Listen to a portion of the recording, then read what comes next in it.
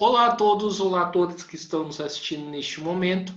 Meu nome é Guilherme, hoje faço parte do canal Mesa de Debates e na entrevista de hoje vamos conversar com o Enzo, né, para falar em relação à questão da juventude, né, a juventude que eu considero um elemento importante, né, inclusive em vários sentidos, tanto para a reorganização, né, da própria esquerda, porque vai ser a juventude que vai estar na linha de frente, né, e já está na linha de frente das lutas, né, e da própria esquerda propriamente dito, né, que vai substituir os que estão agora, e além de cumprir um papel importantíssimo em relação em defesa dos interesses da classe trabalhadora e dos setores populares da sociedade, né.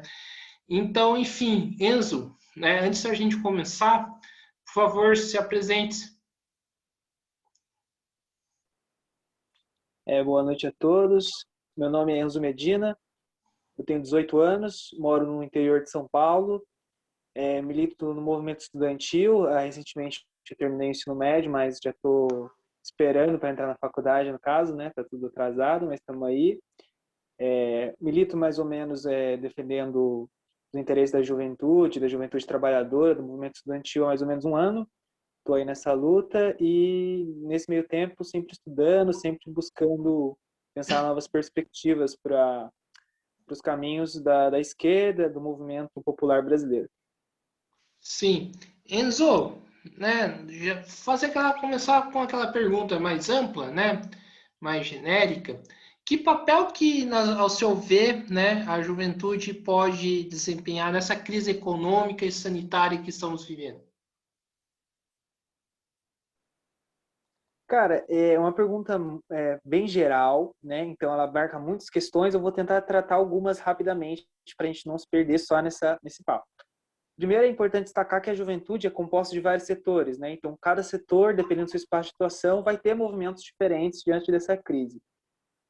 Pensando aqui numa juventude que já ocupa alguns setores de faixa de renda maiores, tem um maior nível de educação, está inserindo dentro de movimentos estudantis de faculdades federais ou não, pessoas que tiveram acesso a um estudo, seja por questão de cotas. Então, pessoas que estão à frente desse dito movimento estudantil, elas cumprem um papel central, porque são geralmente setores dessa juventude que têm um bom conhecimento, né? Eles têm acesso amplo à educação, seja dentro dessas universidades, seja em contato com professores e contato com materiais acadêmicos.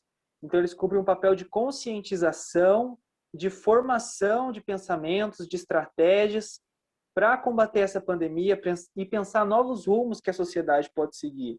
Então, esse é um papel central que essa juventude desses movimentos podem cumprir junto com os outros setores da juventude. Quais outros são? A gente tem o movimento negro, a gente tem o movimento indígena. Então, é uma classe enorme de juventude e cada um, na sua particularidade, pode cumprir.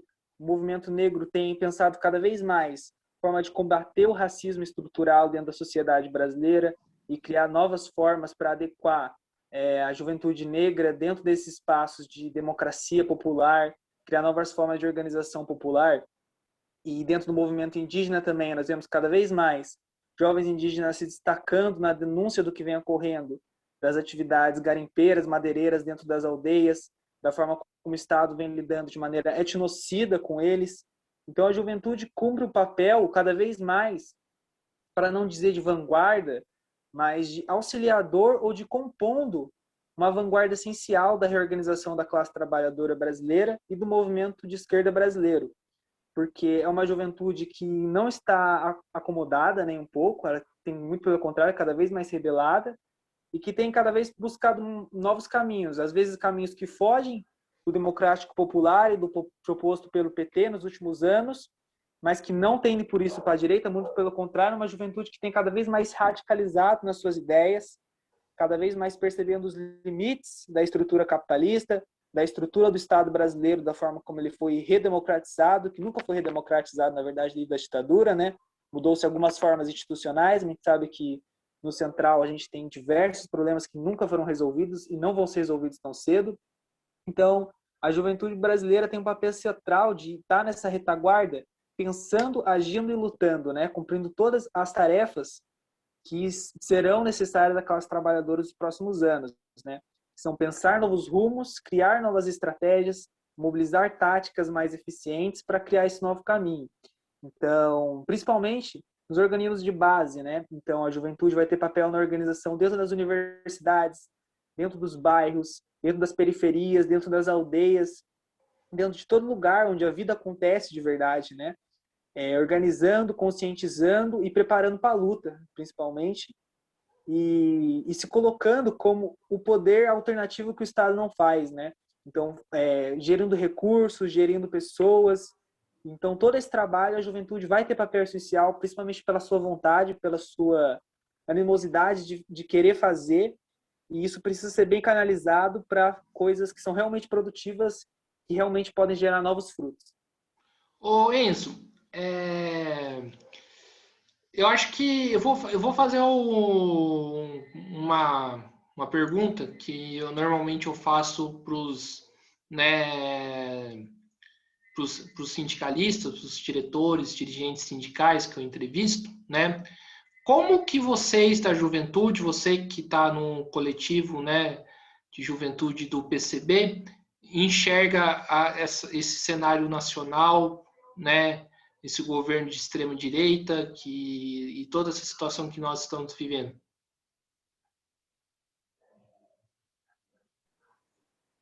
A gente enxerga infelizmente não é com tanto otimismo, obviamente, o cenário não permite tanto otimismo, mas a gente enxerga sempre um espaço para a luta, né? Porque a gente tem que entender que a luta não acontece no momento onde está tudo lindo, tudo bom, né?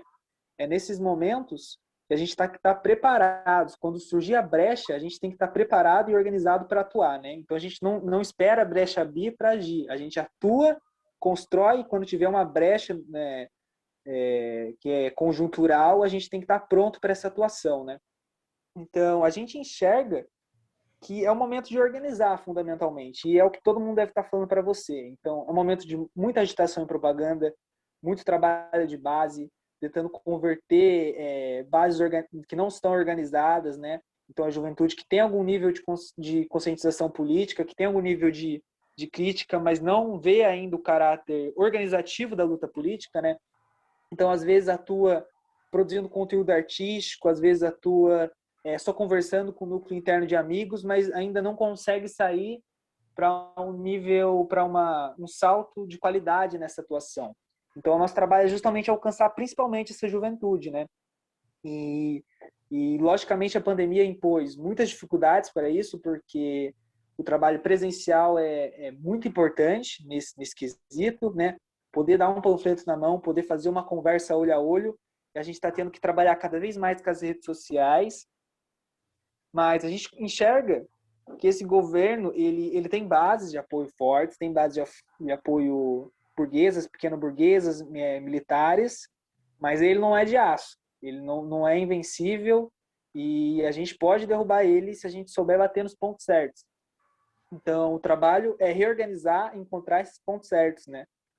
Porque existem brechas no governo, existem muitos pontos que ele não trabalha. A vacina está aí para isso, a completa ineficiência dele está aí. Ela está posta objetivamente.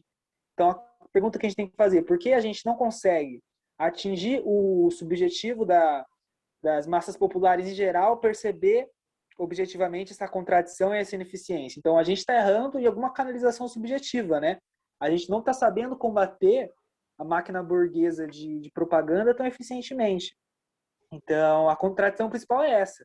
Não é, a gente enxerga claramente as contradições objetivas do governo. A questão é como pautar isso de forma propagandística, de forma agitativa e fazer chegar nesse consciente coletivo, né, que são as massas que realmente movem a história. E esse é o trabalho que eu acho que hoje em dia o movimento de esquerda, o movimento comunista, o movimento social-democrata, todos estão tentando atuar de alguma forma nesse sentido. O movimento sindical, o movimento, né, toda a classe organizada está atuando. Você falou uma coisa muito interessante, né? Pegando a parte da última fala, né? Que é em relação à questão do movimento dos movimentos sociais, né? Você falou do movimento social democrata, o movimento comunista está atuando. Como que você enxerga, então, queria que você aprofundasse um pouco mais a atuação da esquerda, né, nesse sentido?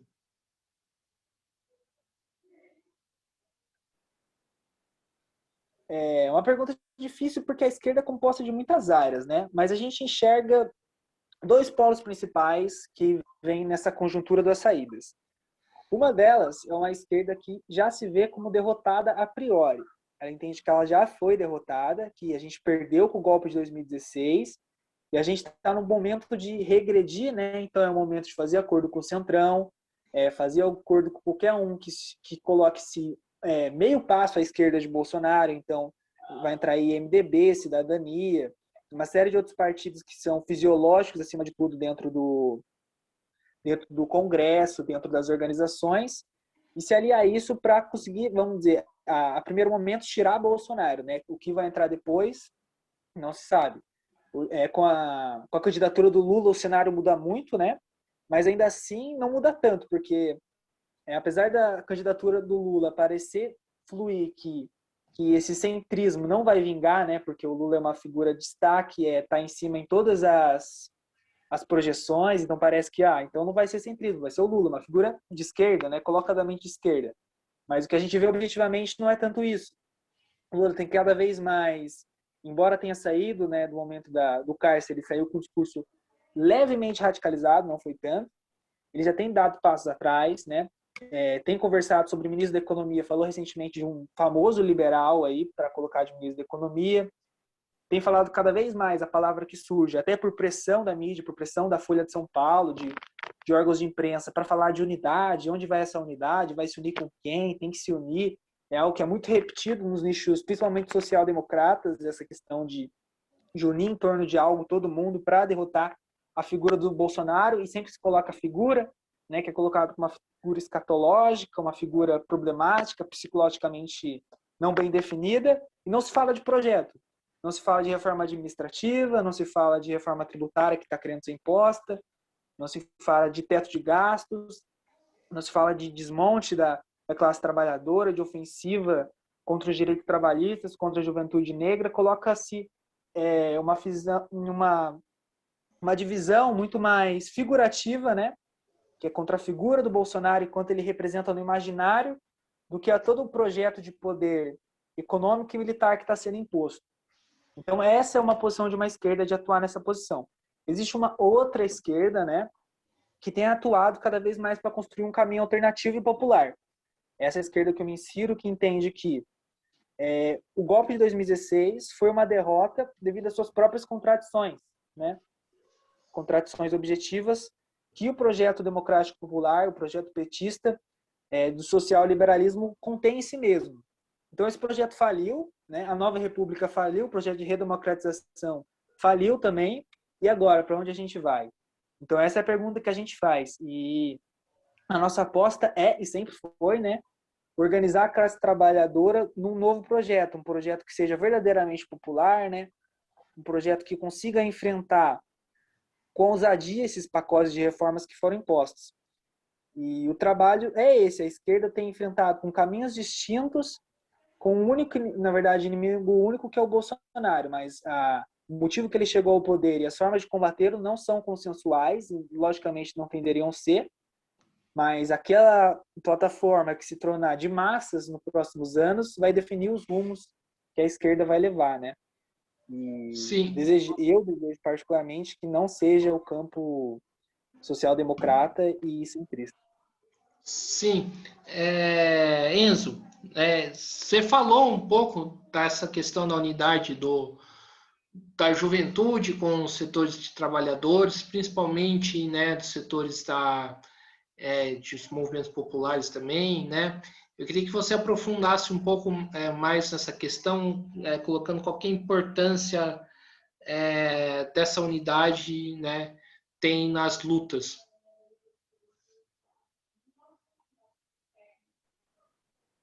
É histórico, né? Eu vou falar um pouco de história, porque eu gosto muito de estudar história, mas, assim, as grandes revoluções populares, revoluções sociais, revoluções socialistas que ocorreram no mundo, elas giraram em torno do quê?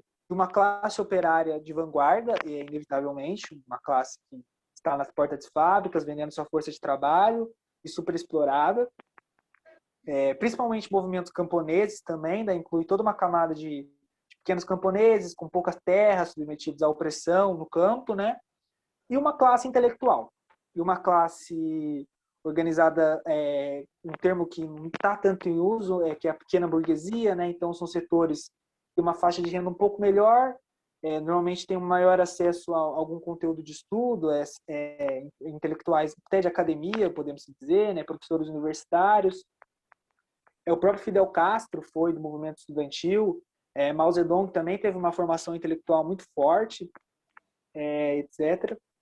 E no Brasil, a união, né, o movimento operário, o movimento camponês e a juventude é algo histórico, é algo que sempre tentou ser construído aos trancos e barrancos, né? Desde 1964, na época tinha a questão da reforma universitária, que estava muito em pauta pelo Florestan Fernandes, né? Se falava dessa questão de conseguir unir esse movimento da juventude, né? Na época muito centrado no movimento estudantil, com a classe operária, né? A classe trabalhadora e o movimento camponês. E a gente tem que reviver esse legado histórico para a conjuntura atual, porque cada um na sua função avança no debate em todas as formas, né?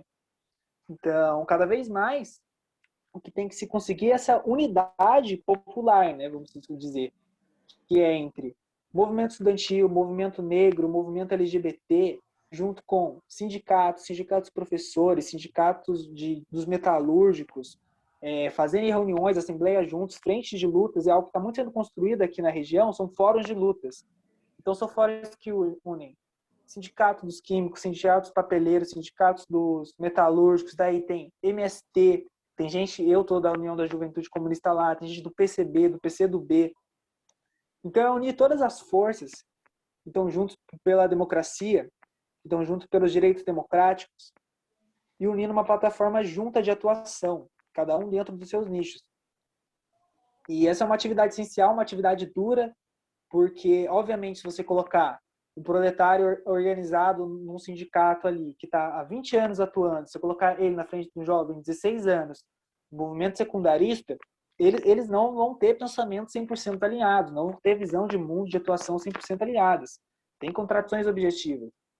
Mas a estratégia é superar isso e buscar pautas únicas que unifiquem essas batalhas. E essa é a principal atuação que esses fóruns de luta e frentes de lutas construídas têm atuado. E é um trabalho essencial, né? Sim.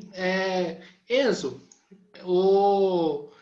da época que eu era jovem, há muito tempo atrás, não muito tempo atrás, olha, eu já me tá achando de velho, a gente colocava em muita importância da questão da teoria, né?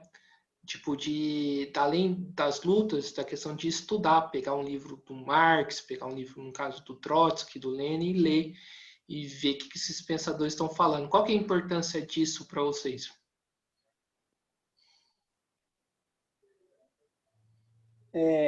Cara, toda a importância. Lenin diz, sem teoria revolucionária não há prática revolucionária, né? Então, não tem saída. A gente só vai conseguir entender quais são os problemas da realidade estudando, abstraindo as suas categorias mais essenciais para entender como a realidade se move. Não dá para cair em nenhuma das coisas, tanto em praticismo, né? Que é querer só estar ali na prática o tempo todo, atuando e ser uma cabeça vazia, né? De quais são as reais contradições que estão acima da gente, que a gente às vezes nem vê, né? Porque não está exposto na realidade.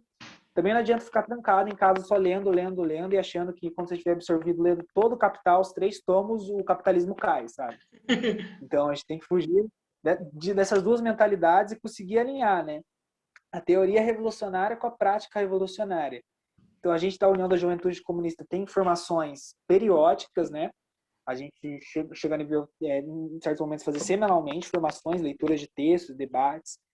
E essas plataformas têm que sair das organizações internas também, então tem que ter formações abertas, debates abertos, né, que têm sido incentivados, cursos de formação abertos, que não precisam pagar, ou com uma taxa mínima, porque não vai haver reorganização da esquerda sem uma teoria que baseie essa renovação, né?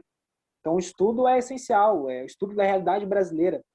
A gente precisa parar de olhar tanto para a França, para os Estados Unidos, ou para a União Soviética 100 anos atrás, e olhar objetivamente para o Brasil, cara. O que é o Brasil? O que é a economia brasileira? Quem são os atores políticos principais da política brasileira? Quem é a burguesia brasileira? É o debate que precisa ter para ontem, porque senão a gente não consegue enfrentar ninguém. A gente vai lutar com aquele negócio que o... Como é que é? Demoinhos? Daquele livro, como é que é o nome? Enfim, você entendeu. Aqueles... Eu me perdi. Tudo bem. Enfim, a gente tem que não lutar com espantalhos, resumidamente. Isso que eu quero dizer. A gente tem que estar preparado para não lutar com espantalhos e nem perder tempo com coisas que às vezes não são essenciais da questão. Sim, e você enxerga hoje, né, que essa juventude ela está disposta a ler, né, digamos assim, sentar a bunda na cadeira e pegar um livro e estudar em cima desse livro, porque eu vejo muito o Enzo, que é uma geração depois da minha, tipo, se fundamentando muito em memes, em coisa de internet, e às vezes eu acho que existe um afastamento. Isso é uma sensação que eu tenho, inclusive, se você quiser criticar e falar que eu estou errado, estou falando bobagem, você sinta-se à vontade, tá? Que eu tenho em relação dos jovens da juventude, né, mais nova do que eu. Quer dizer, eu não sou nem jovem, nem meus 30 anos de idade. Enfim, pode. Ó, então, é por partes. Vamos lá. Para começar, eu acho que isso é um efeito que você observa. Obviamente, ele é real, não dá para negar. Eu não acho que seja só uma questão, tipo, na minha época, uma visão, vamos dizer, conservadora do que é a realidade hoje. Ou existe um movimento, mas qual é o principal desse movimento? A gente foi socializado no mundo das redes sociais muito acelerado. A gente fica são hipersensibilizados com tudo o tempo todo, muita informação, muito rápido. Vídeo, meme, a gente desce uma página de Twitter, cara, a gente vê 10 notícias assim, em questão de segundos, 10 notícias e pensou em 10 coisas diferentes muito rápido, muito rápido. A gente está acostumado com essa loucura que a pós-modernidade criou. De informações rápidas, informações de um texto rápido que você lê no Medium, você quer uma thread de 5, mas não é porque a juventude está mais preguiçosa, objetivamente, é que essa juventude foi exposta a uma socialização que foca na velocidade, de coisas muito rápidas, coisas que brilham na tela, que chamam a sua atenção em questão de segundos, já não chamam mais, você esqueceu completamente.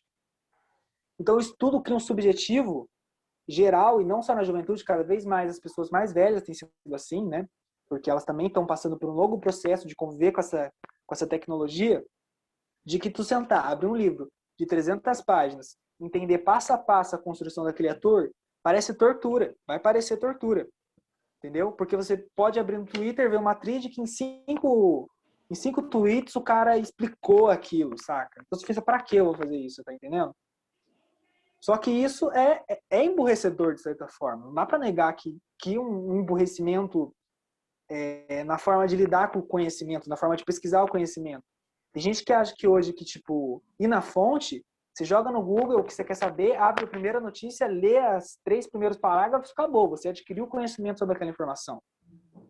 Só que isso é um movimento sistêmico, é a forma como o sistema, a forma que as redes funcionam, vão impulsionar a gente a agir.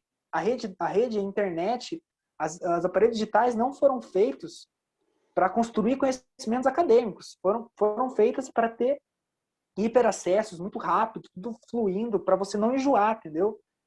Então, é realmente difícil, porque, como eu disse, e colocando nesses termos, é uma contradição sistêmica, que toda a juventude, hoje a criançada está crescendo nisso. Como fazer para lidar com isso? Cara, provavelmente a gente não tem a resposta agora. Eu não vou ter porque eu não sou especialista nesse assunto. Tudo que eu estou falando aqui agora para você, provavelmente foram conhecimentos que eu tirei da forma como eu disse, vendo um texto rápido, vendo alguém comentando num vídeo. Primeiro ponto, a gente precisa conseguir se infiltrar no meio dessas hiper sensações e mensagens rápidas que aparecem, né? Com certeza.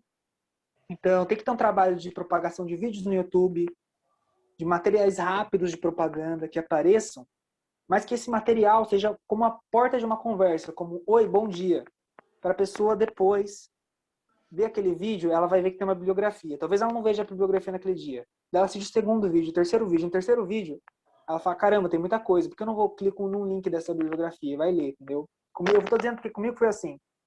Quando eu comecei a ter uma noção de esquerda, eu não comecei lendo o manifesto. Eu não comecei lendo nada. Eu vi um post no Facebook, eu vi um vídeo, eu comecei a ver um vídeo. Poxa, legal, pô, esse cara fala bastante coisa, deixa eu ver outro vídeo dele. Abri o segundo vídeo, abri o terceiro, pô, mas ele fala de muita coisa, cara. Deve ter mais coisa por trás aí pô, 20 minutos, tem uma grande, né? Deixa eu ver esse link que ele colocou. Eu comecei a ler um link ou outro, comecei a ler um texto ou outro.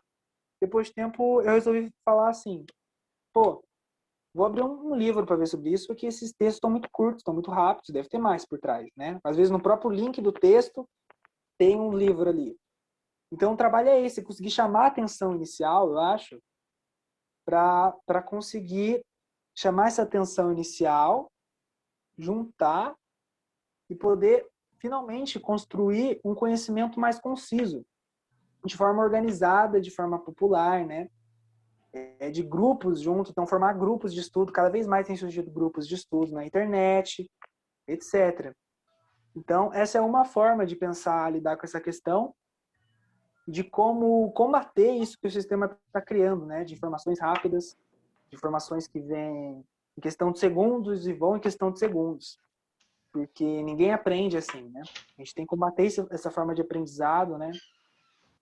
Fortalecer cada vez mais a importância das instituições, da formação acadêmica, né? Da formação de professores sérios que tenham conteúdos sérios a passar com referências.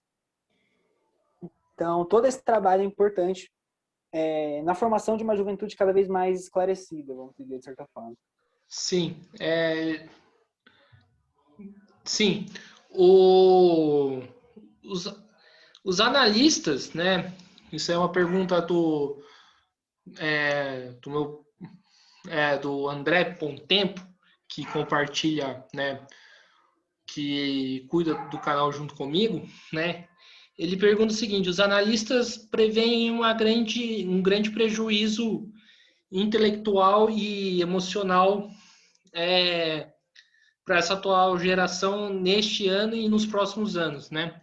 Tipo, ele está falando certamente da pandemia, né? Principalmente tá afetando todo mundo, né? E principalmente os jovens. Como que a esquerda deve responder esse fator? Inclusive, acho que é muito interessante essa pergunta, porque eu vejo muitos jovens, por exemplo, tocando em temas como saúde mental e outras questões assim mais referente ao indivíduo.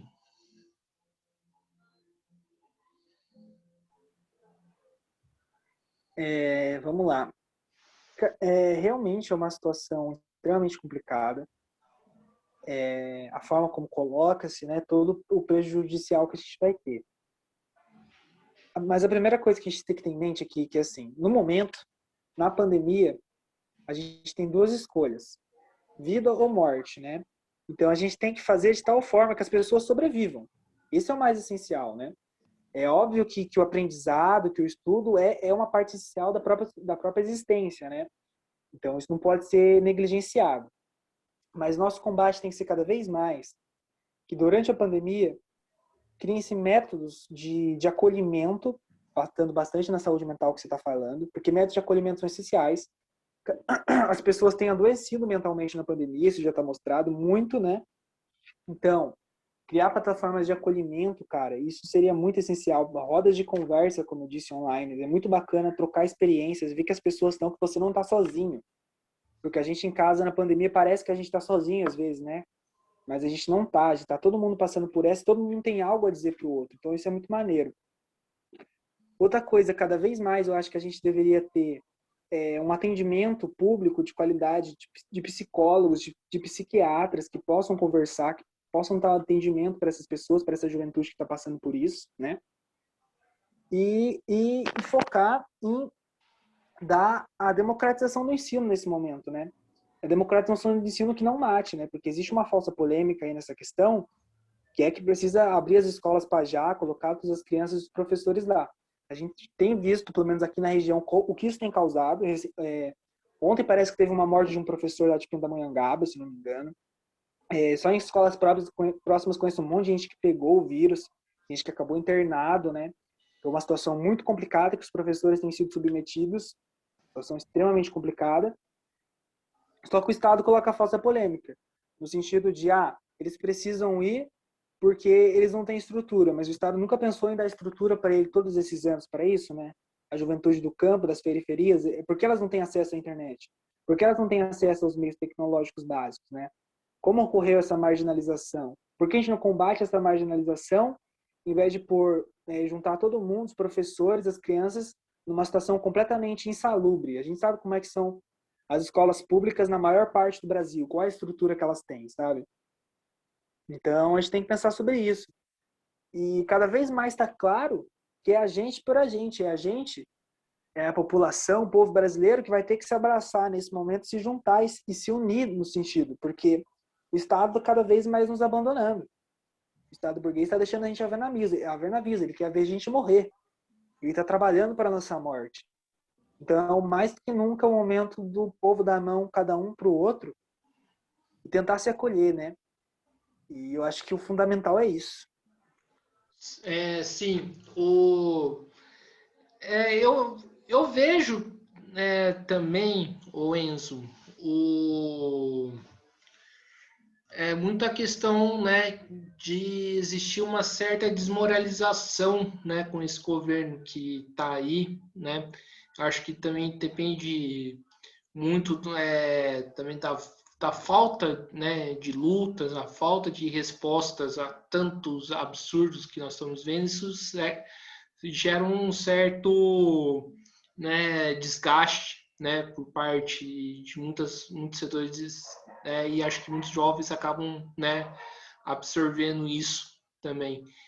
Você acredita que esse também possa ser um fator?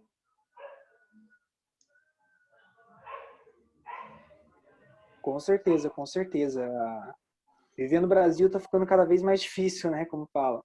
Porque, cara, a conjuntura te empurra para o adoecimento de todas as formas possíveis, né? Quem consegue se manter são sobreviventes, de toda forma.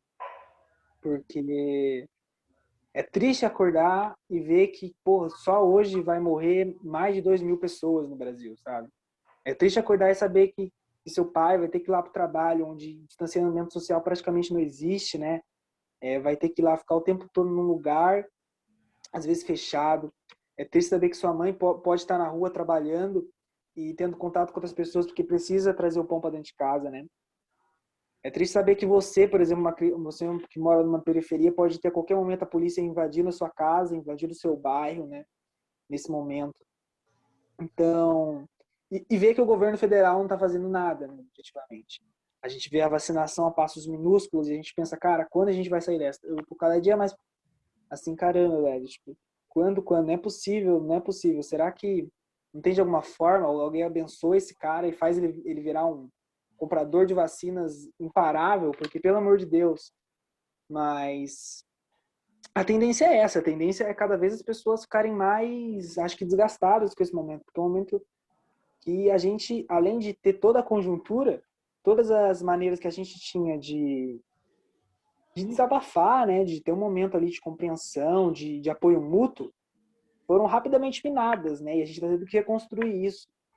Então, realmente é difícil, mas a gente tem que combater, né, o pessimismo, né, e etc. A paralisia só fortalece eles, fundamentalmente. E a gente não pode deixar eles fortalecerem mais, né. Ficar parado nesse momento é morte. E eu não quero morrer tão cedo, eu não quero que meus irmãos morram tão cedo, né. Então, a gente tem que criar formas, como eu disse, de apoio mútuo para não deixar a paralisia atingir a gente de forma fatal. Sim. Enzo, e que papel que a esquerda pode cumprir nesse sentido, né? Aí eu vou fazer uma crítica, né, à atual direção, né, da Uni, né, direção histórica, né, da UJS, onde que ela coloca, onde acho que o atual presidente, né, fala que a Uni tá, que o atual governo está acabando com a saúde mental dele e de outras pessoas e tudo mais.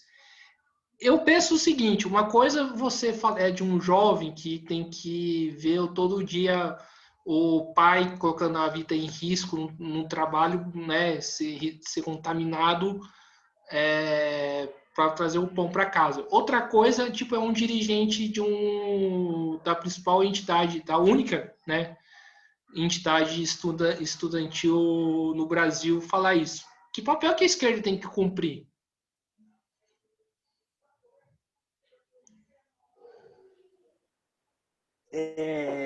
Bom, vamos lá. Primeiramente, cara, a esquerda sempre se propôs, né, pelo menos na maioria dos setores, a ser uma vanguarda organizativa. Então é muito complicado quando você vê aqueles que deviam te mostrar um caminho, dizem que não ter um caminho, né, dizem estar desgastado ou paralisado. Isso é muito triste, né? A gente está desgastado, todo mundo, né, individualmente está desgastado, está se sentindo com as mãos atadas, né, nesse sentido. Mas a gente tem que criar, de certa forma, que o nosso movimento não caia nisso. O movimento coletivo não pode cair nisso. Porque a gente tem que ser, de certa forma, um setor onde o cidadão médio está tão organizado, que não tem uma atuação política, olha e pensa, caramba, aqueles caras estão ali, eles estão de pé, eles estão construindo, eles têm algo a me oferecer, eles têm algo a me completar nesse sentido. E a gente tem que se colocar nessa posição. É óbvio que ninguém é de ferro, ninguém é de aço, ninguém não tem que chegar aqui sorrindo, falando, nossa, vamos lá, gente, o Brasil tá quase lá. Não tem também, porque isso seria falso, né? Seria demagogia. A gente não tá assim, ninguém tá assim. Mas é diferente eu chegar aqui para você e falar, caramba, cara, a situação tá uma merda, hein? Eu odeio viver no Brasil, eu quero morrer, entendeu? Tipo, falando assim, né? Desculpa pela palavra, né? Você entendeu o que eu quis dizer? De repente chegar aqui, cara, pô, o Brasil tá uma merda, tá tudo uma merda, a gente precisa derrubar esse merda agora, entendeu? Então a gente vai fazer isso, tal isso, vai fazer tal manifestação, vai organizar tal pessoa. Ah, você não tá bem, você tá se sentindo uma coisa. Vem cá então pra nossa roda de conversa. A gente tem um companheiro aqui que é psicólogo, a gente vai fazer uma roda, vai discutir os problemas da pandemia junto, entendeu? Então é se propor, você tem que ser o cidadão ativo, né? A questão da ética comunista fala muito disso, de como o jovem comunista precisa ser, de certa forma, um exemplo para o resto da sociedade organizada, para eles verem você e falarem, caraca, tem alguém para eu dar a mão para a gente caminhar junto. Então esse precisa ser um trabalho da esquerda da juventude organizada. Não vou entrar no mérito da fala do presidente da UNE, até porque eu não vi, não sei qual é o teor, mas eu entendo o que você quis dizer com a sua crítica, e essa é a visão que eu tenho, e a visão que nossa organização sempre tenta se colocar, como alguém onde a gente quer que a juventude, né, que os filhos da classe trabalhadora olhem e pensem, caramba, eles estão fazendo alguma coisa, eles têm algo para fazer, eles têm algo a oferecer, eles estão tentando criar um novo mundo, né? E não estão só choramingando. Então esse é o momento de tentar criar um novo mundo, fundamentalmente. Todo dia né? E a gente tem que tentar o máximo possível, não só individualmente, mas quanto organização, se mostrar como criadores diários do novo mundo. Sim, o Enzo, eu vejo também, né, que desde quando eu comecei a militar, quando eu era organizado, agora não mais, eu vi grandes mobilizações de juventude, né? As ocupações de escolas de 2015, né? Junho de 2013, que teve um papel muito importante da juventude. Eu lembro, eu era professor naquela época, eu lembro dos meus alunos empolgados indo na manifestação, muitas das vezes correndo risco por conta da repressão por parte da polícia militar, né? E hoje eu vejo muitos jovens se colocando contra esse governo, né? Que é algo que eu acho sensacional. Pode-se dizer, primeiramente, que a juventude hoje pode ser considerada a principal opositora ao governo Bolsonaro?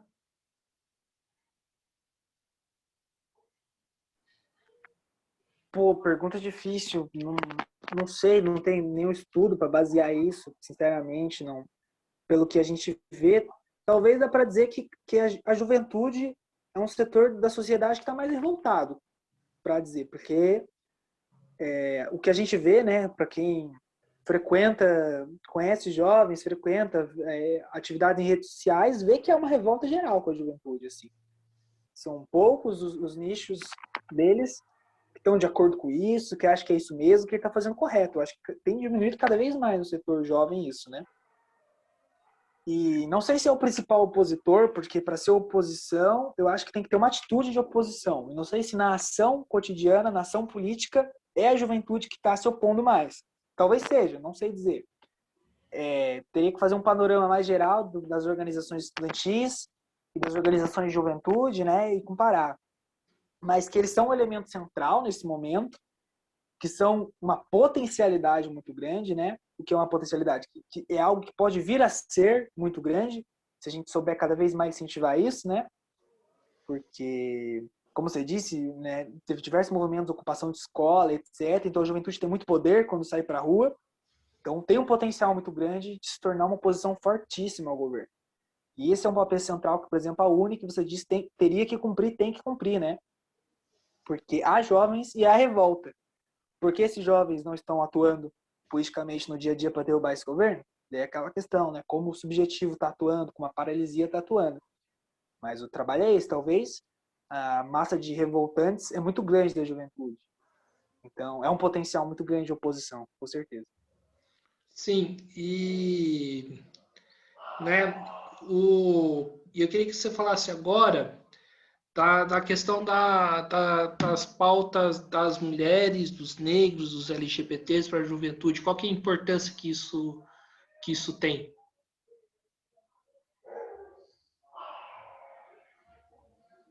Cara, é essencial, porque nesses movimentos, o que a gente mais encontra é jovem. O que a gente mais encontra. A gente tem, eu milito bastante, conheço bastante gente do movimento negro, do movimento LGBT e feminista aqui da cidade. Você encontra muito jovem trabalhando nesse sentido. Porque essa questão anti-opressões é algo que pega muito na pele, né? Como vamos dizer.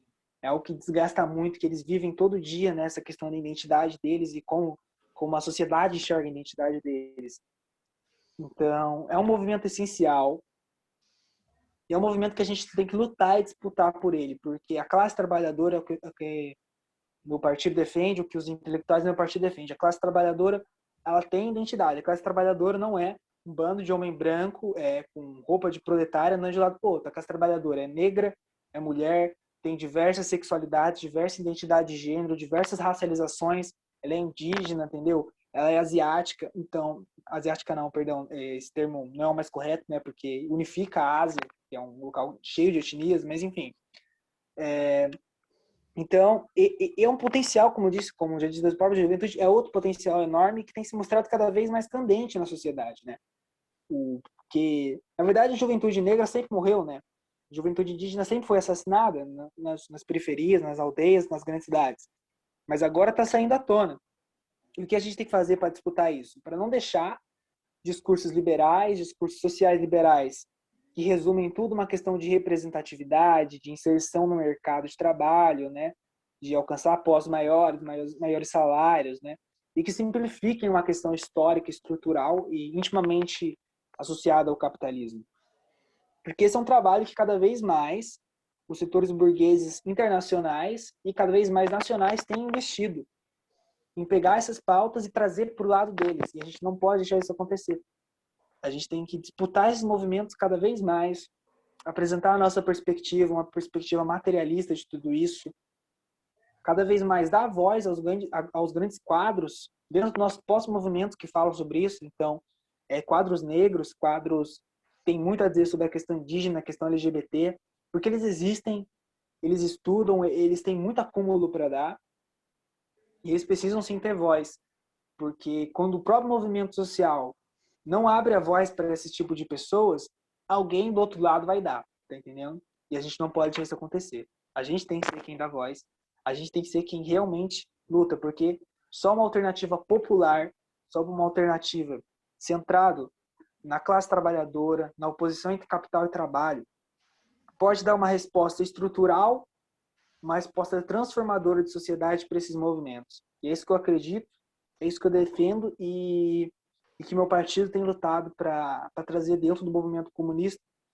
que há diversos setores que ainda não compreendem isso, acho que é pauta identitária, que tem que jogar para o canto, jogar para lá, que é fragmentar a classe trabalhadora, etc. E a gente entende que não é isso, que não é tão simples. Isso é uma visão reducionista e que atua, na verdade, a favor das opressões. Sim. E o Enzo, né, como você muito bem disse, esses movimentos estão cheios de jovens, né? Você percebe uma mudança de uma mentalidade dos jovens, tipo, que, por exemplo, da minha idade para a sua, você percebe que existe uma mudança?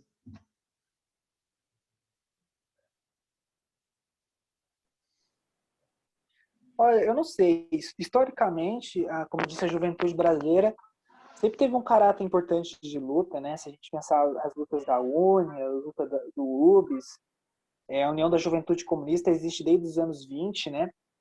Então, a juventude sempre teve papel essencial na luta popular brasileira. O que há hoje é cada vez mais jovens tendo acesso a algum nível de conteúdo minimamente crítico, né, pelas redes sociais, que é amplamente divulgado. Como eu disse, cada vez mais jovens revoltados, etc. Eu não sei se maior nível do que antigamente, mas como eu disse, não são jovens que muitas vezes estão dispostos a uma luta política organizada. Eles têm acesso a alguma noção, né? Hoje em dia o debate racismo é muito falado, o debate do machismo é muito falado, etc., do patriarcalismo, mas a atuação política em si, ela ainda precisa ser melhor estruturada com esses setores da juventude, porque da forma como é feita hoje, é carregada de liberalismos, né? De formas burguesas de atuação, realmente, né? Que querem resumir tudo a uma questão de briga de Twitter, de ter um personagem de tal etnia ou de tal sexualidade numa novela, no jornal, né? Então, o trabalho é levar essas teorias, que na verdade são teorias complexas, quer dizer, eu não consigo, por exemplo, falar de racismo estrutural, de patriarcado, aqui em uma hora com você eu não vou conseguir falar, né? Porque eu nem sei de tudo, eu não consigo dizer tudo, nem que eu quisesse muito, né? Então, como trazer isso para o consciente coletivo? É complexo, tem que ser um trabalho longo, um trabalho de longa data, de várias plataformas atuando conjuntamente na formação desse objetivo. Mas a juventude está sempre pronta para revolta, porque a juventude é um setor naturalmente revoltado, parece, né? Talvez seja clichê falar isso, mas ela sempre cumpriu esse papel de olhar para o que existe hoje e falar, não, eu não estou satisfeito, eu quero algo a mais. Isso é importante. A gente tem que saber trabalhar nisso.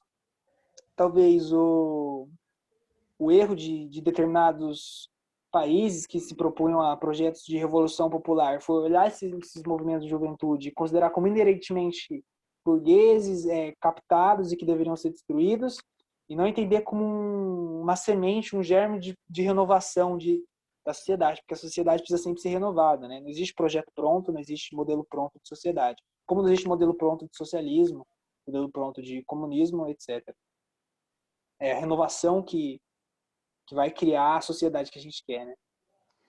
Sim, e você falou, né, dessa questão do movimento identitário, né,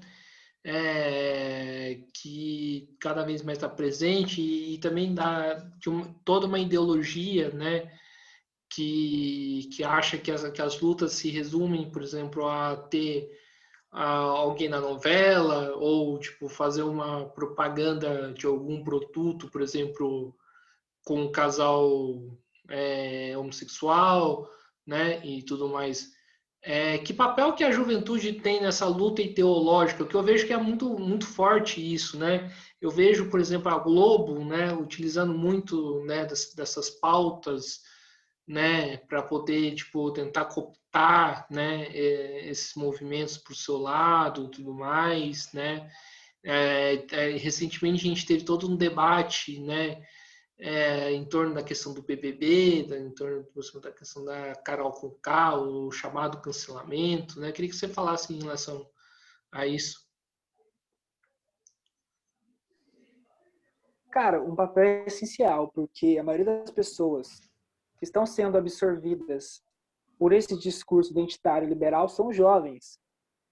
E ninguém conversa melhor com um jovem do que outros jovens, sabe? Então, uma contradição no seio da juventude, a juventude terá um papel essencial para resolver, não tem jeito. Então, cada vez mais os jovens que têm uma percepção mais aprofundada, mais estruturalizante, mais anticapitalista e que vai à raiz dos problemas e radicaliza o debate, eles não precisam ter medo de falar o que eles pensam.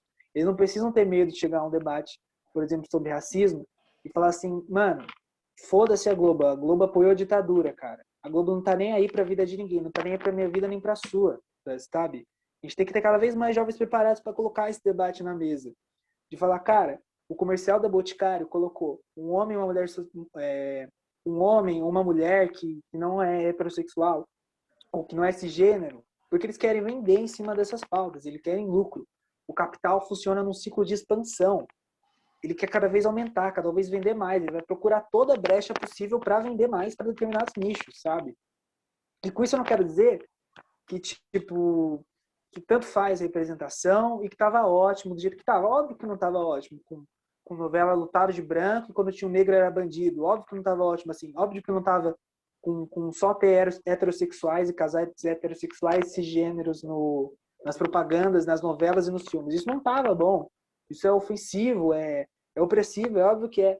Mas tentar achar que isso se resume à luta, ou que a forma como está sendo colocada é uma conquista por si, é fundamentalmente um mercado absorvendo lutas para vender, sabe? Fundamentalmente é isso. O subjetivo de um moleque, talvez negro, que vê, por exemplo, o Pantera Negra, pode ser que ele se sinta mais acolhido, provavelmente vai se sentir mais acolhido, porque não viu outros super-heróis negros, vai se sentir mais acolhido. Isso é inevitável, porque nada é uma coisa só, né? Não é como se os burgueses tivessem lá super malvados e só tivessem, sabe, o tempo todo, não fizessem nada, só ferrassem a gente. Então, obviamente, um moleque vai se sentir mais acolhido, uma família negra vai se sentir mais acolhida vendo super-heróis negros, vendo mais pessoas negras atuando em novelas que elas veem. Mas isso não significa por si, é uma forma de dizer, olha, o mercado olha para essa juventude e fala assim, olha, fica tranquilo, a gente está resolvendo o racismo aqui para vocês, tá? Não precisa se preocupar. A gente vai resolver a LGBTfobia, vai colocar muitas pessoas aqui, a gente vai resolver. A gente vai tornar celebridades, pessoas que não são brancas, etc. E a gente está resolvendo, pode ficar tranquilo. E é uma forma de binar a organização, é a forma de binar a crítica estrutural, sabe? Isso é o mais essencial. E isso que a gente precisa cada vez mais demonstrar. A gente não pode menosprezar a representação, que eu acho errado também, querer falar que não muda nada, que não faz nenhuma diferença para um garoto negro se ele está vendo um artista que é branco, só artista branco na cena, e ele vê cada vez artistas negros se destacando, falar que isso não significa nada, fala pra ele que não significa nada. E ele não vai falar que não significa nada, pô. Ele vai achar muito foda ver alguém igual ele atuando, que tem a mesma cor dele, que se veste igual ele se veste, etc. É óbvio que isso tem importância. Mas isso não resume a luta. Isso não resume o combate às opressões históricas e muito mais camufla quem são nossos inimigos, muitas vezes, da forma como é proposto. Então, a crítica precisa ser feita. Mas a crítica, como eu sempre disse, ela não pode ser reducionista. O reducionismo é uma chaga que a gente não pode deixar ela se proliferar. Sim. Outra pergunta por parte do André, né? Que ele fala que é comum as gerações mais velhas falarem que a juventude é um caso perdido, né? A juventude é afrescalhada, cheia de medo, sem iniciativa, né? Então, muitos falam que os jovens hoje ficam muito de mimimi, né? Eu queria que você falasse o que esse discurso esconde e como que a gente combate esse discurso.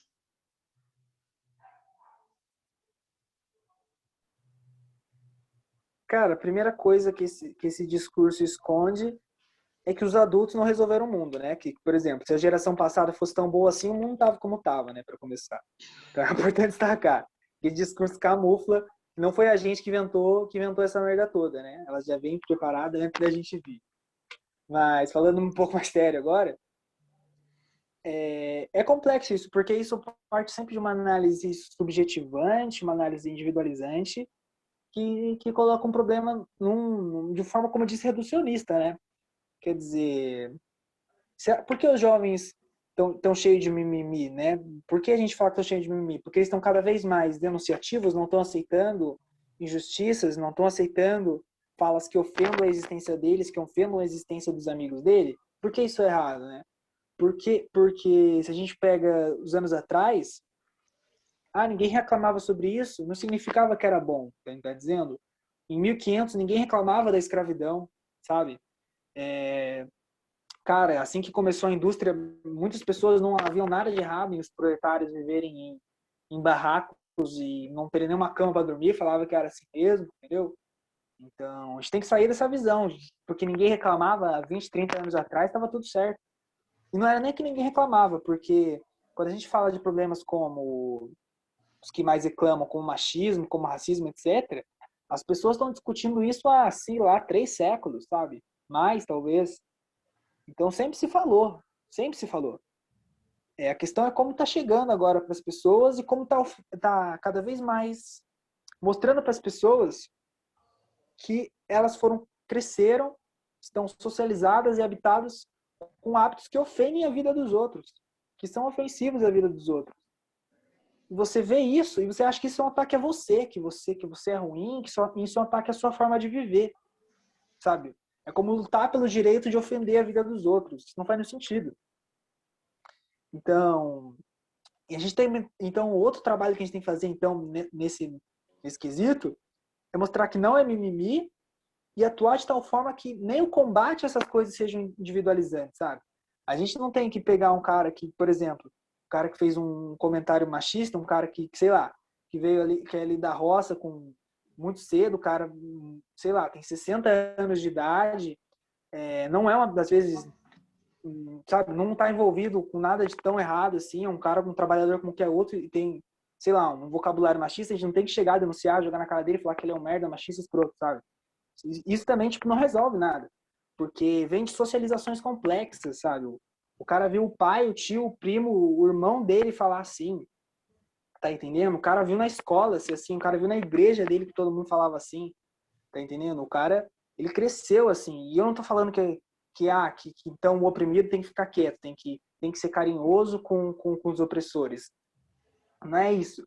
É criar cada vez mais plataformas organizadas coletivas para a gente atuar na macroconsciência das pessoas para ir desmodulando passo a passo esses pensamentos. Porque dificilmente uma pessoa que fala uma fala machista e você começa a xingar ela pra caramba, falar que ela é uma machista de merda, ela vai falar, caraca, mano, fui machista mesmo, pô, me perdoe. O cara vai falar, porra, velho, esse cara tá querendo mandar na minha vida, vai xingar tudo e vai embora, entendeu? Vai pensar, porra, é mimimi, entendeu? É assim que funciona. É uma atitude escrota? É uma atitude escrota, mas o subjetivo da maioria das pessoas está preparado para isso. Porque é algo que vai a fundo da maneira como elas enxergam que o mundo deve ser, como é que elas são, como é que a vida deve ser. É muito profundo nelas. Mas não descaracterizo quem tem atitudes denunciativas, quem atua com exposição forte, mesmo com casos leves, porque a gente nunca sabe o que se passa dentro da cabeça de quem sofre esse tipo de opressão, a confusão mental que é, a dor que é por dentro, então a reação, não cabe a mim falar como ela deve reagir, ela reage da maneira que ela provavelmente vai se sentir mais à vontade, né? E nem isso o foco da minha análise. O que eu estou dizendo é como a gente vai trabalhar coletivamente para não criar novas crianças machistas, racistas, que tenham pensamentos conservadores, atrasados e opressores de mundo, tá entendendo? Como a gente vai trabalhar coletivamente para a maioria da classe trabalhadora se reformular seu pensamento, né? Cara, isso é trabalho de base, é fazendo amplas conversas com a classe, em sindicatos, em instituições, conversar com essas pessoas do mano a mano, conversa aberta, ouvir o que elas têm a dizer, sabe? E fazer formações políticas, formações culturais sobre isso, espalhar trabalhos culturais populares, né? O trabalho é muito esse.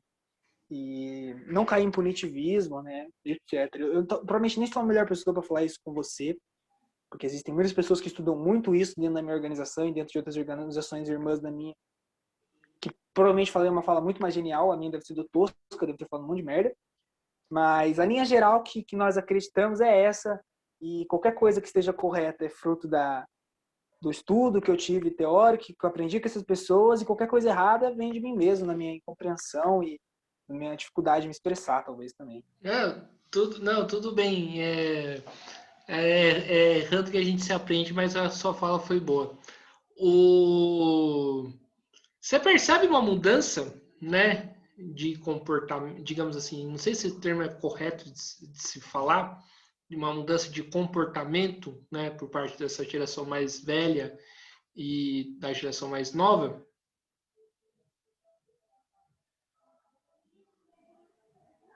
Ah, com certeza, né? Não tem jeito. A gente vive em sociedades que se desenvolveram, tiveram forma de desenvolvimento diferente, né? A gente fala a nível mais simples, né? As relações de trabalho, empregatícias e de produção no Brasil há 20 anos atrás eram completamente diferentes de hoje, sabe? O acesso à internet era completamente diferente. As produções culturais eram diferentes, né? O acesso a essas produções culturais eram diferentes. Então, tudo isso cria inevitáveis diferenças na forma de enxergar o mundo, na forma de se relacionar com o mundo, né? Mas isso não pode ser um enclave à organização conjunta dessas diferentes gerações, né? Porque algumas coisas mudam, mas outras permanecem, né? A gente continua vivendo numa sociedade capitalista, continua vivendo numa sociedade machista de 20 anos atrás, né?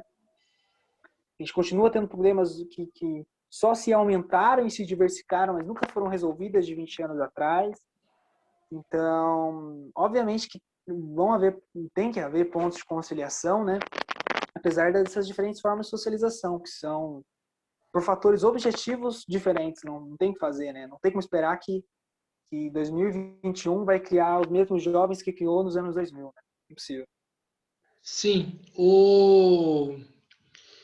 e uma coisa que eu sempre fiz e procuro fazer, o Enzo, é escutar as gerações mais velhas, principalmente do que está no campo da esquerda, né, e escutar o que elas têm a ensinar, né, os processos de lutas que ela viveu. Tanto é que, por exemplo, no canal, né, é algo que eu preciso, que eu vou retomar algum momento, né, escutar as experiências que essas pessoas tiveram em lutas com um processo da ditadura militar e tudo mais, as lutas que ocorreram durante a história. Eu queria ver eu queria escutar de você que importância que isso tem, né, para a juventude hoje. Cara, é essencial, essencial demais. Eu tenho adquirido cada vez mais boas relações e admirado e conversado bastante e acompanhado movimentos indígenas, né? Por uma questão de família, etc., eu tenho algum contato e algum interesse a mais nessa questão. E dentro das tradições indígenas, é quase um fator comum, um grande respeito aos mais velhos, né? Porque entende que todos os mais velhos, por toda a sua trajetória, conhecimento acumulado, muitas vezes o conhecimento é oral, né, que vem de tradições muito fortes. Então há um respeito muito grande, né? E esse respeito, de certa forma, devia ser universal, né?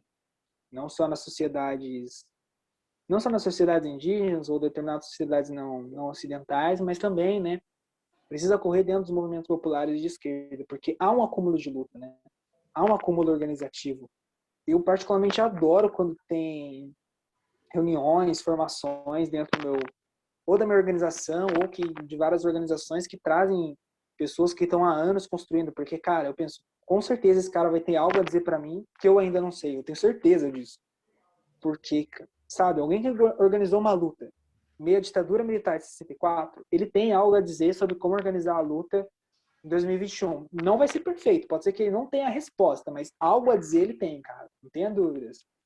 Então, um cara que está há 20 anos dentro do sindicato, conversando com o sindicalista, indo e voltando, organizando chapa de eleição, organizando manifestação, organizando greve, ele tem muito conhecimento para dar, conhecimentos mesmo que mínimos, sobre como organizar uma reunião, sabe? Sobre como fazer panfletagem para uma greve, que não vão ser transpostos mecanicamente para o nosso tempo, mas que carregam um valor que não dá para negar, porque se a gente tem hoje formulações teóricas, formulações organizativas, formulações políticas, hoje, elas só existem por causa de um acúmulo histórico, assim, centenas de anos da luta brasileira, né? Sim, o Enzo, a pandemia aprofundou as desigualdades entre a juventude rica e a juventude pobre? É legal falar sobre isso, porque o comitê central do PCB tem um secretário-geral chamado Edmilson Costa, que escreveu um artigo sobre pandemia e crise. Pandemia e crise. Eu não lembro o nome do artigo, mas de repente eu posso até te mandar depois. O que ele fala? Ele fala que a pandemia foi como um isqueiro que acende numa sala cheia de gás, né? De um gás explosivo. Que a pandemia não é o responsável, é o responsável de dar o estopim da explosão, mas o gás já estava ali. A situação brasileira é mais ou menos essa. A gente vem de anos e anos, historicamente no Brasil, de desmonte de saúde pública, desmonte da educação pública, desmonte da assistência social, não foi feito moradias populares, não foram feitas assistências de base, enfim, organizações sociais de base dentro das comunidades, das periferias, ajudando essas pessoas. Não foi operado políticas de pleno emprego, não foi operado políticas de melhorias do salário, sabe? Então, assim, a desigualdade social brasileira estava posta e pela conjuntura burguesa imposta, estava no calor do momento de se aprofundar, sabe? O que a gente só viu se aprofundando durante os anos. Que a pandemia veio e foi, é que fez um trabalho que provavelmente a gente ia ver o Bolsonaro fazer, se, vamos dizer, o Bolsonaro e qualquer outro presidente alinhado com os interesses da burguesia daqui a uns anos, um trabalho, será que fosse feito há 8 anos, a gente viu acontecer em 8 meses. Por quê? Porque eles tiveram que direcionar forças, direcionar recursos, né? O Estado brasileiro estava completamente falido para lidar com essa situação, e 90% dos estados capitalistas também estavam falidos para lidar com essa situação, tanto que não foi uma situação que se restringiu ao Brasil, vi de Estados Unidos, é o maior estado capitalista do mundo, a economia mais poderosa do mundo, e lidou como um verdadeiro idiota com a pandemia, entendeu? Não teve capacidade de lidar. Agora está lidando melhor com a questão do Joe Biden, né, e com a vacinação, ainda assim, depois de muita protesto popular, muita luta de classe acontecendo fervorosamente dentro do país, e agora mudou um pouco a conjuntura, mas conjunturalmente, né? E estruturalmente, a maioria das estruturas dos Estados Unidos de combate não estão prontas para outra pandemia. Não existe um sistema público pronto para isso, né? No Brasil, era para existir, foi desmontado e agora não foi gerido da maneira que a gente gostaria, apesar dos incríveis lutadores que existem dentro lá trabalhando, as enfermeiras, os médicos e toda a classe que forma a classe trabalhadora que está dentro desse sistema público ser incrivelmente dedicado e ter trabalhado muito bem. É uma questão de gestão mesmo, uma questão de quem não compra vacina, de quem não compra leito, de quem não manda oxigênio, sabe? Então a pandemia agravou? Agravou, mas a pandemia sozinha não faz nada, né? A pandemia não chega aqui e destrói tudo por conta própria. Existe todo um sistema capenga, um sistema falido, que se faliu mais ainda, vamos dizer. Sim, perfeito.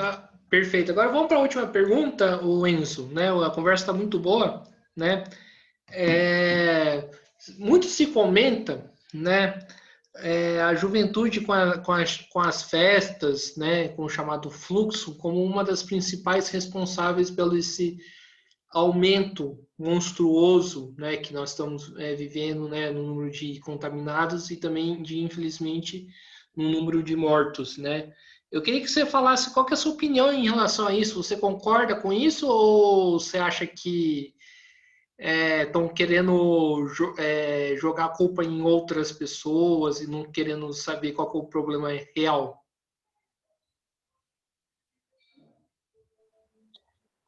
Olha, eu vou ser bem sincero com você. Eu, particularmente, não sei se você tem, se tiver, pode me mandar. Eu não vi um estudo comprovado, largamente baseado em dados, não em um ou outro, que mostra que a pandemia no Brasil está se espalhando da forma que está, por causa que jovem que faz festa. Isso é um problema? É lógico que é um problema. É uma responsabilidade? É lógico que é uma responsabilidade. Mas no Brasil, a gente tem há mais de um ano um completo negligenciamento com políticas de isolamento social. Não teve auxílio emergencial digno, não teve fiscalização adequada, não teve auxílio aos trabalhadores e aos pequenos empresários, foi completamente largado aos pequenos proprietários, donos de pequenos comércios, etc. Então a gente vem de um longo curso, não teve lockdown no Brasil, praticamente lugar nenhum, não teve lockdown, que teve aqui muito abaixo do que deveria ser um lockdown, tá entendendo? Então agora chegar aqui e falar, nossa, a culpa é da juventude que faz uma festa, eu acho, de certa forma, despolitizante e acho deslocar os problemas das causas, sabe? Eu acho complicadíssimo chegar e afirmar isso. Não que eu ache certo, que eu acho que não tem nada a ver, juventude, vá pra festa, curta muito, uma responsabilidade do caramba, cara. Eu acho foda isso, muito foda.